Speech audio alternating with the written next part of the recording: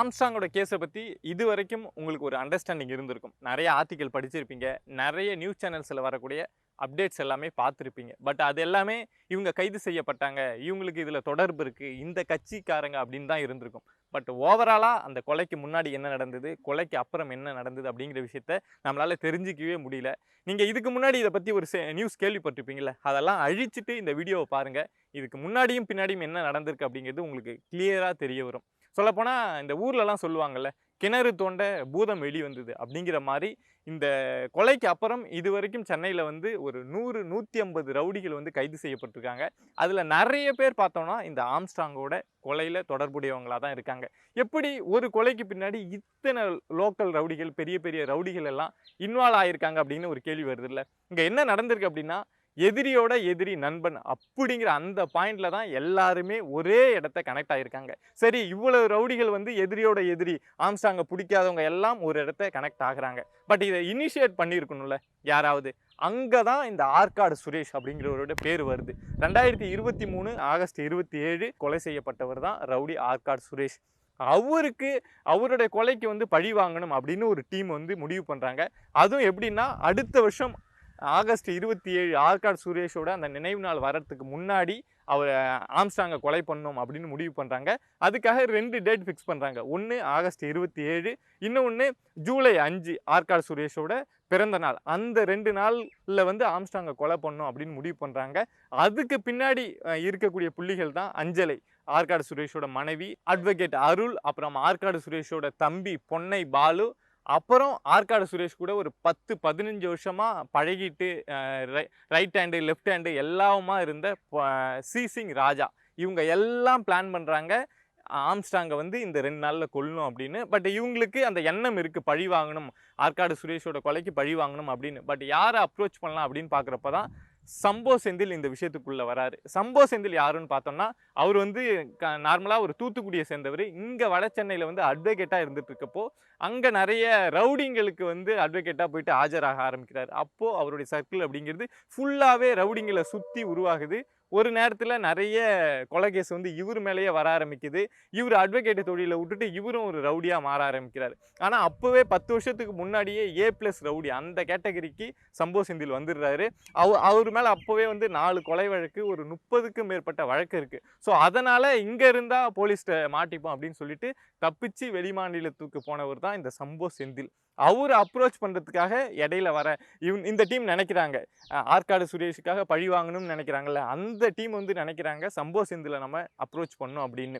ஏன் அவர் அப்ரோச் பண்ணணும் அப்படின்னு நினைக்கிறாங்கன்னா, சம்போ செந்தில் அவர் ரவுடியாக இருந்த காலத்தில் அவருடைய பேர் சம்பவம் செந்தில் அப்படின்னு இருந்திருக்கு. அதாவது அவர் வந்து ஒரு ஸ்கெட்சு போட்டு கொடுக்குறாரு அப்படின்னா அந்த ஸ்கெட்சு மிஸ்ஸே ஆகாதான். ஸோ அந்த சம்பவம் செந்தில் தான் அப்படியே மாறி மாறி சம்போ செந்தில் அப்படின்னு வந்திருக்கு. ஸோ சம்போ செந்தில்கிட்ட இந்த விஷயம் போச்சு அப்படின்னா இந்த கொலைங்கிறது சரியாக நடந்துரும் அப்படின்னு இந்த டீம் பிளான் பண்ணி இடையில இருக்கக்கூடிய மீடியேட்டராக இருக்கக்கூடிய சில ரவுடிகளை அப்ரோச் பண்ணுறாங்க. ஸோ இந்த விஷயத்துக்குள்ளே சம்போ செந்தில் வரார். சம்போ செந்தில் எல்லா விஷயத்தையுமே பிளான் எல்லாமே அவர் தான் பண்ணி கொடுத்துருக்காரு. எல்லாத்தையுமே அங்கேருந்து வீடியோ காலில் பேசியே தான் இந்த ரவுடிகள்லாம் ஆர்கனைஸ் பண்ணி இதை இப்படி பண்ணணும்னு இந்த சம்பவத்தை சொன்னல, அவர் சம்பவம் செந்தில் அதே மாதிரி இந்த சம்பவத்தை செஞ்சு முடிச்சிருக்காரு. இவர் வெளியில தானே இருக்காரு. இவருக்கும் ஆம்ஸ்ட்ராங்க்கும் என்ன பகை, பணத்துக்காக தான் இவர் பண்ணாரா அப்படின்னு பார்த்தோம்னா அது கிடையாது. சம்போ செந்திலுக்கும் ஆம்ஸ்ட்ராங் மேலே வந்து நீண்ட நாளாக ஒரு கோபம் இருந்திருக்கு. என்ன அப்படின்னா, வட சென்னையில் இருக்கக்கூடிய ஸ்கிராப் பிஸ்னஸை சம்போ செந்தில் வந்து கையில் எடுக்கணும் அப்படின்னு நினச்சிருக்காரு.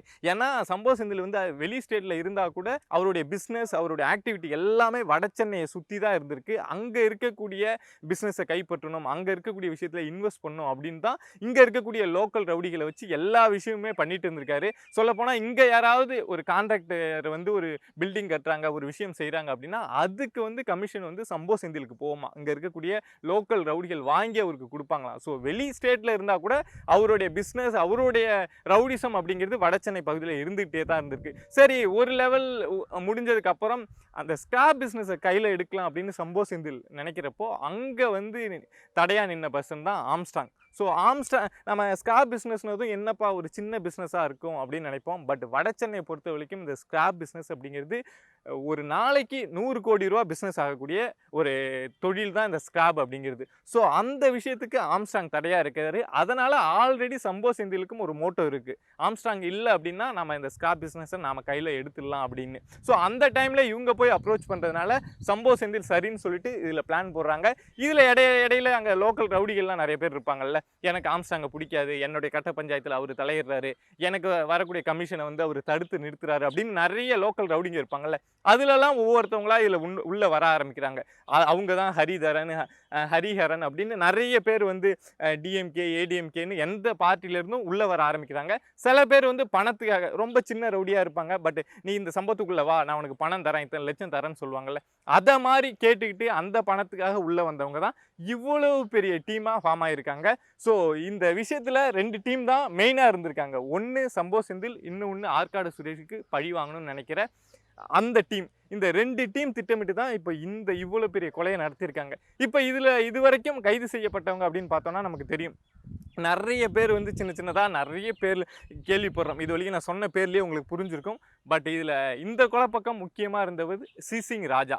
அதாவது ஆற்காடு சுரேஷ் கூட 10 வருஷம் 15 வருஷம் ஒண்ணா இருந்தவர். இந்த பக்கம் பார்த்தோம்னா சம்போ செந்தில். இவங்க 2 பேரும் தான் மேஜர். பட் இவங்க 2 பேரையுமே இன்னும் காவல்துறை கைது செய்யல. இவங்க 2 பேருமே A+ கேட்டகரியில இருக்கக்கூடியவங்க. ஆனா இவங்க 2 பேரையுமே இதுவரைக்கும் கைது செய்ய முடியல.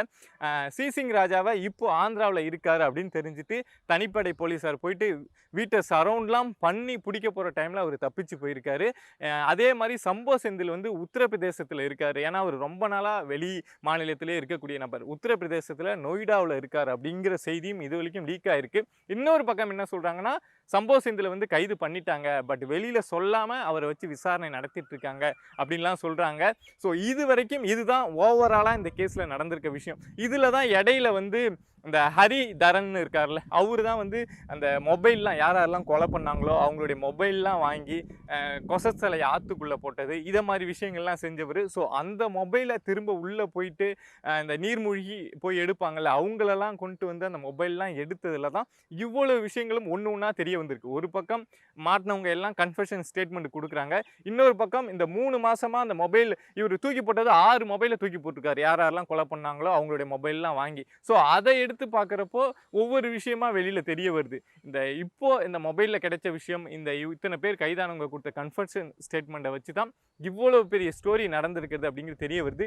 இதுக்கப்புறம் நமக்கு உண்மை தெரிய வரணும், அடுத்து என்ன நடக்க போகுது அப்படின்னு தெரிய வரணும் அப்படின்னா இதில் யார் யார் இருக்காங்க அப்படிங்கிற விஷயம் நமக்கு தெரியணும். அப்படின்னா 2 பேர் கைதாகணும். ஒன்று சிசிங் ராஜா, இன்னொன்று சம்போ செந்தில். இவங்க 2 பேர் கைதானாதான் இதுக்கப்புறம் இந்த கேஸில் என்ன அப்டேட் அப்படிங்கிறது தெரிய வரும்.